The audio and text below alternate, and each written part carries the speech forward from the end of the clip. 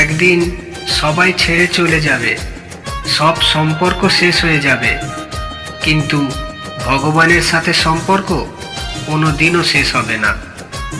শেষ জীবনে পাশে কেউ থাকবে না, থাকবে শুধু শ্রীকৃষ্ণের বাণী, যা তোমার জীবনের অন্ধকারে আলো হয়ে পথ দেখাবে। তাই সময় থাকতে দুহাত তুলে বলো রে কৃষ্ণ নাম, পূর্ণ হবে সকল মনস্কাম।